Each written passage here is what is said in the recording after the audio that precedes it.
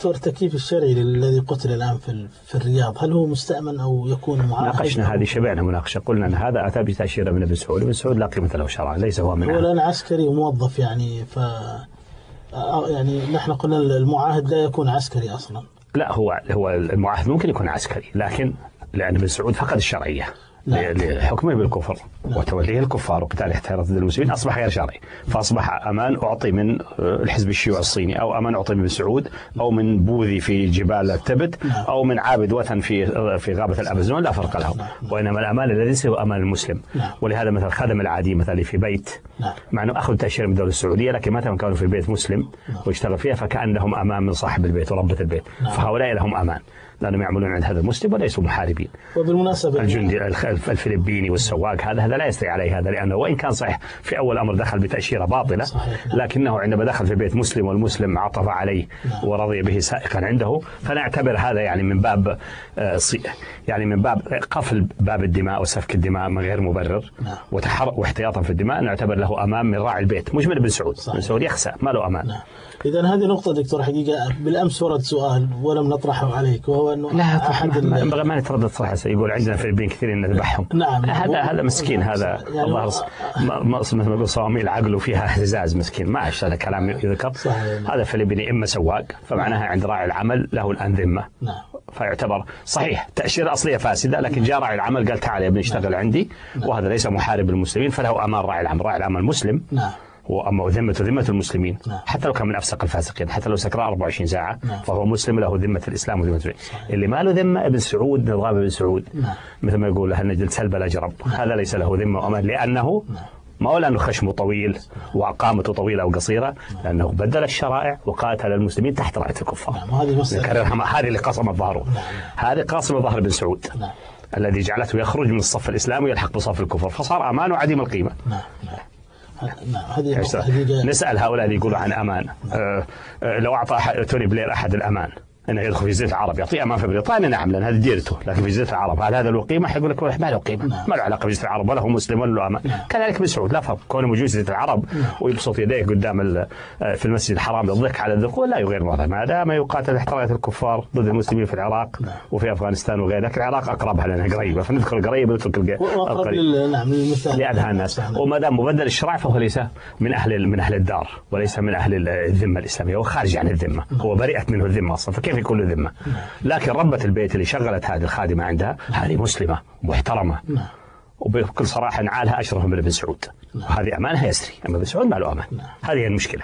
هذا مع من أعطاه الأمان؟ هذا مع الحرس الوطني، لا هو في يشتغل في بيت مسلم، ولا في كنس، ولا يطبخ، ولا يسوق سيارة، فهذا يسأل على الفلبين يقول اصحى يا حبيبي، إن كان عندك شهوة القتال روح قاتل من يستحقون القتال، من ليس لهم أمان. صحيح. نعم. لنضع أيضا ضوابط، لأنه هذا المفاهيم يعني قد تكون جديدة وغير مطروحة أصلا في الساحة. والقاعدة المطلقة أنه إذا شكيت هل هذا لأمان فالأصل له أمان. ليش؟ لأن الدماء الأصل فيها العصمة، وليس الخطأ الذي قاله أن الأصل في الدماء لأن الإسلام يعصم الدم والكفر يهدره، لا، الإنسانية تعصم الدم، وإنما يهدر الدم أمور معينة، منها الحرب، ومنها الردة الحربية، ومنها العدوان والصولة. إذا صار عليك إنسان ما عاد دمه معصوم، شو أسوي؟ لازم أدفعه له بالقتل.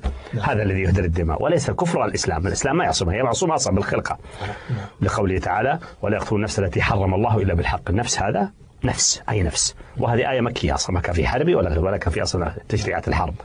إذا النفس هي معناها طبعا تقصد بالنفس هي النفس البشرية وليس النفس الحيوانية بأدلة أخرى، لكن حتى لو قلنا النفوس الحيوانية لأن الشرع أذن بذبحها أو أكلها وكذا، لكن النفس الإنسانية كذلك معصومة، وهي أعلى النفوس عصمة يخرج منها إلا بالحق. الحق يحتاج برهان، أما كل واحد يدعي أنه عنده حق، ولهذا كلام ابن سعود والأمان وهالكلام اللي يضحك به على الذكور هذا لن يغني عن شيء، سينتهي ويتحطم، يتحطم أمام النظر الشرعي، يتحطم أمام النظر الفلسفي، ولن يقف لأي حجة وبرهان.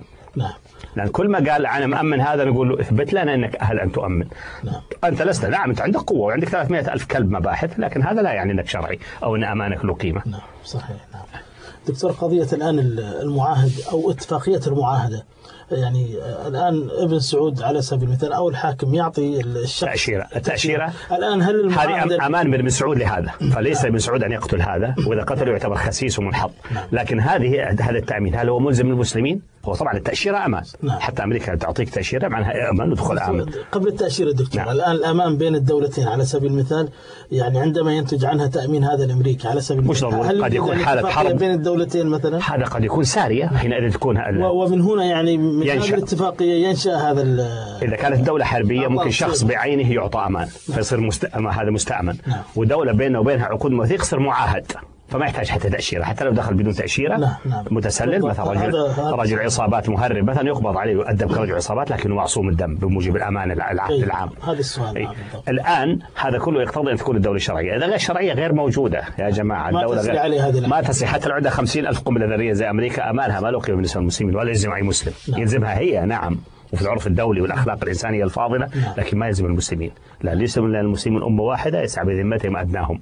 أدناهم يكون مسلم، حتى أفسق الفاسقين ما زال مسلم. متى ما خرج عن نطاق الإسلام شخصا حقيقيا أو شخصية معنوية سقط أمانه ولم يعد ما له أمان أصلا، أصبح ليس له قيمة من الناحية الشرعية.